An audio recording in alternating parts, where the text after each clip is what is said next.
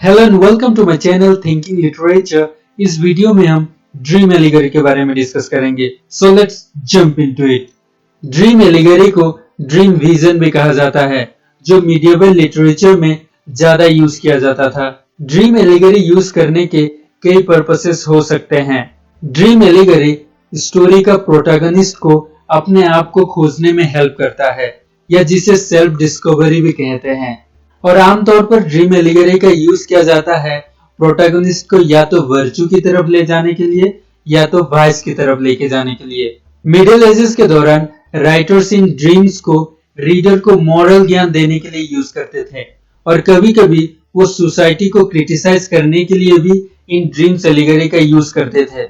ये ड्रीम्स के source positive भी हो सकता है, जो कि गॉड के द्वारा भेजा गया होता है, और निगेटिव भी हो सकता है, जो कि डेविल के द्वारा भेजा गया होता है। ड्रीम एलिगरीज में जो ड्रीम होती है वो रीडर को ड्रीमर के सेंसेस के थ्रू रिवील किया जाता है, और ये प्रोसेस हमेशा सेम स्टेप्स फॉलो करता है।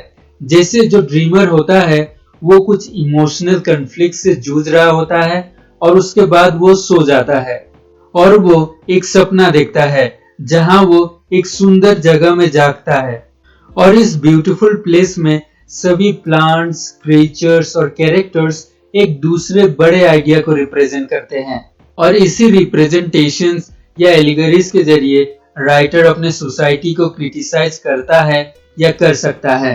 अब हम ड्रीम एलिगरी की सब्जेक्ट मैटर को डिस्कस करेंगे।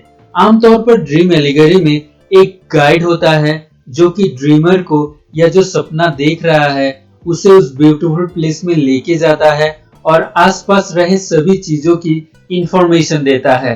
लेकिन वो इंफॉर्मेशन अनक्लियर या अस्पष्ट होता है। इसी वजह से जो ड्रीमर है या जो ड्रीम देख रहा है वो उस गाइड को क्वेश्चंस करता है, लेकिन उस गाइड से उसे कुछ भी सेटिस्फैक्टरी आंसर नहीं मिलता है। लेकिन जब वो ड्रीमर उस सपने से जागता है तब उसे और रीडर को उस सपने का सिग्निफिकेंस और इम्पोर्टेंस पता चल जाता है। सपना देखने वाला समझ जाता है कि वो सपना उसे एक मैसेज देने के लिए आया था कि कैसे वो अपने फ्यूचर सिचुएशंस में एक्ट कर सकता है। अब हम ड्रीम एलिगरी की एग्जांपल्स को डिस्कस करेंगे। The romance of the rose और the vision of Piers Plowman, जो कि ड्रीम एलिगरीज की बेस्ट एग्जांपल है, वो सोसाइटी की डिफरेंट एस्पेक्ट्स जैसे लव और रिलीजन उसको डिस्कस करती है। द रोमांस ऑफ द रोज उस समय की बहुत कंट्रोवर्शियल वर्क थे, जो कि कोर्टली लव को क्रिटिसाइज करता है और लव कैसी होनी चाहिए वो बताता है। मीडिएवल रोमांसेस में जो कोर्टली लव की कॉन्सेप्ट थी, जिसमें महिलाओं को आइडियलाइज किया जाता था, उसको the romance of the rose criticise करता है। लेकिन रोमांस ऑफ द रोज के सेकेंड पार्ट में महिलाओं को क्रिटिसाइज किया गया है और महिलाओं की डिसेप्शन के बारे में डिस्कस किया गया है। सो इस तरह डी लॉरिस और डी म्यून ने ड्रीम एलिगरी का यूज करके महिलाओं को और उसके साथ साथ कोर्टली लव को क्रिटिसाइज किया है। The vision of piers Ploughman, जो कि विलियम लैंगलैंड ने लिखी थी, ये भी ड्रीम एलिगरी का एक अच्छा एग्जांपल है। इस वर्क में लैंगलैंड ने रोमन चर्च की करप्शन को और सोसाइटी के अदर एस्पेक्ट्स को डिस्कस किया है। हालांकि ये वर्क एक ड्रीम एलिगरी के फॉर्म में लिखा गया है, लेकिन इसे हम एक सर्मन भी कह सकते हैं। सर्मन उन वर्क्स या लेक्चर को कहते हैं जिसमें रिलीजन, मोरालिटी और स्क्रिप्चर के बारे में कहा गया होता है।